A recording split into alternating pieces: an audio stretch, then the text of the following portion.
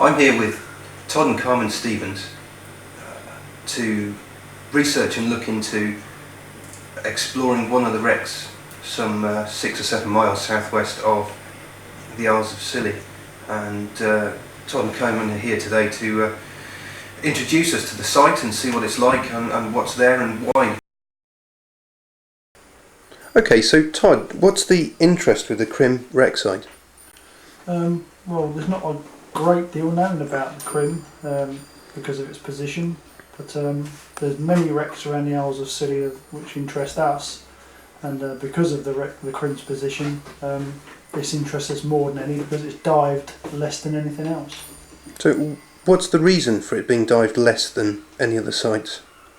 Again, its position is 6 miles west of the main islands of where we live from St Mary's, and this is a very tidal area. It suffers from ground swells, really large ground swells, which only after long calm periods calm down, so it's inaccessible most of the time.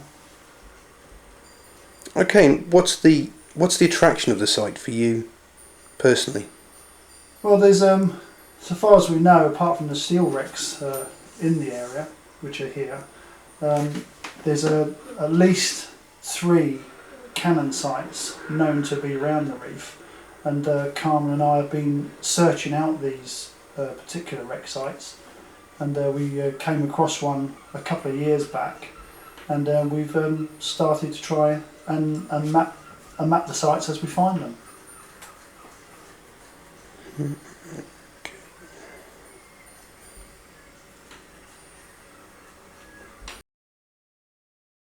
So Todd, what is it about the cannon sites and the historic wrecks in this area that fascinates you?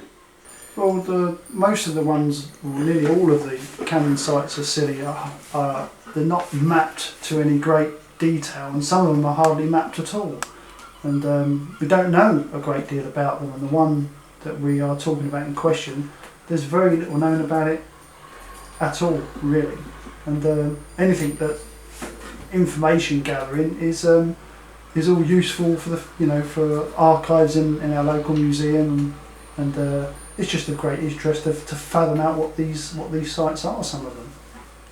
And you enjoy the survey or the drawing or the hunting for new sites, or what is it that strikes you about the... Well, when you're hunting for a new wreck, that can be actually quite boring a lot of the time.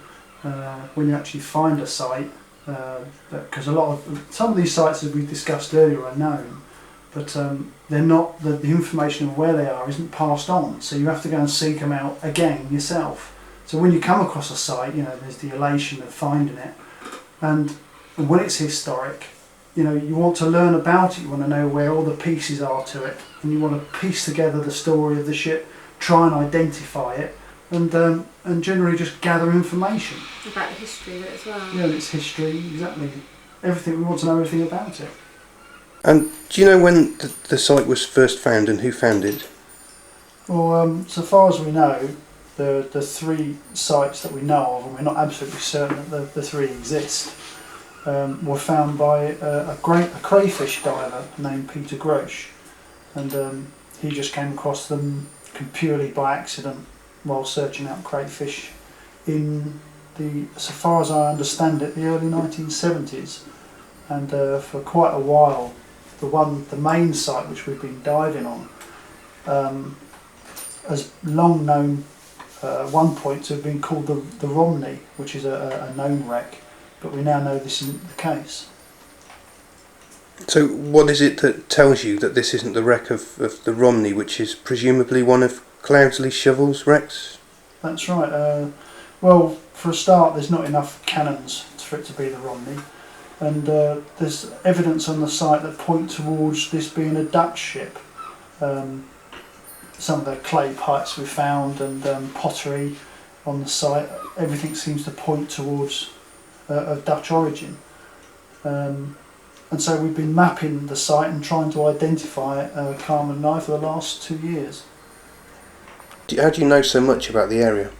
Well, as you can see from a chart like this one, the information is very small and difficult to to understand what it is on such a small scale. So, but luckily we were given an old chart.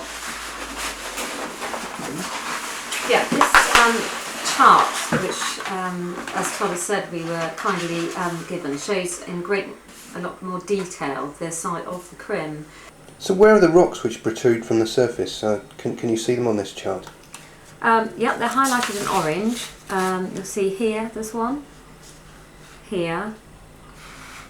This one. This one. And just one a little bit further north, up here. So they're quite small rocks, they don't show up very well? No, very much so. There is one called Peak Rock, which stands higher than the rest, which is Peaked Rock, which that stands up a little bit higher, but certainly in the winter months you won't see really any of these at all in the rough weather. You can see how it rises up from very deep, and remember this is shown in fathoms, not in metres or feet, how the water rises up from the Atlantic Ocean onto these very shallow points, causing obviously very rough weather. So any shipping passing this way, it's a really hazardous area. The tidal flows around these rocks, and when the tide's coming in towards the islands, it's heading in from the Atlantic Ocean and flowing up from the southwest. When the tide flows out from the islands, it's actually flowing out to the west. Whenever we dive this site, we actually have to dive it really either on the slack tide or just before the slack tide, to ensure that we don't actually get caught up in very strong tides, which is really dangerous. And also at times, especially at spring tides, you tend to have downward spirals of tide, which can push you deeper than you want to go. So it is very important to dive that hour below low or on low.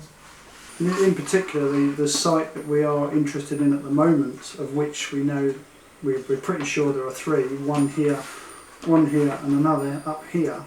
The one we're interested in at the moment is just about here, and you can see it's 24 fathoms, and that equates to about 140 feet in depth.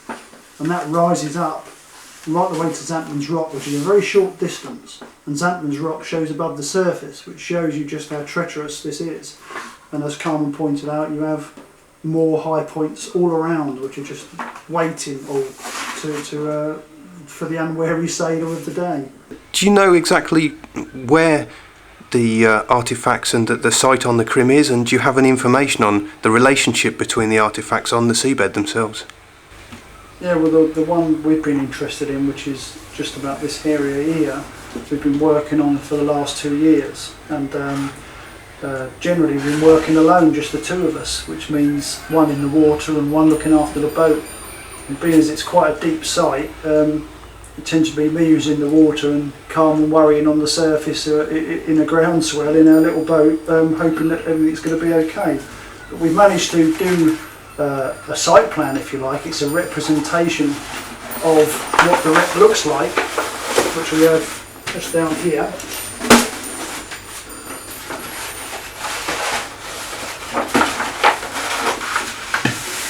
Oops, that's upside down.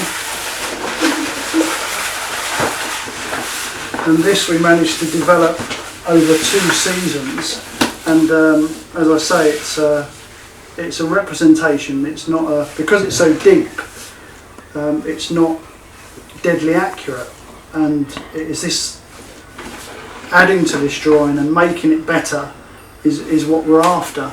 And I know for a fact that some of the topography wouldn't be right, and some of the guns might not be orientated just right, because you have a problem with a thing called narcosis. So what is the effects of nitrogen narcosis? How do you feel when you get to 40 metres and it's darker and all these artefacts are scattered on the seabed? Yes, it just makes you sort of, the mind kind of foggy, and the only way you can describe it is if you took a puzzle down to the seabed, you just had to fit the square peg in the square hole, as it were, you find you can't do it. You know, you have to think about it 3 times as long, and even have to go back and make sure you've done it again. It really does affect the mind, and on one day it can make you quite anxious on the seabed, and another day Narcosis can make you elated and almost drunk and full of fun, if you like. It depends on your state of mind before you enter the water. But it's because of the Narcosis that we need help in getting this map right for the information purposes. And somebody like yourself going down with the right equipment and filming the wreck would be wonderful, because we could put features right and artifacts in the rightful positions and so on.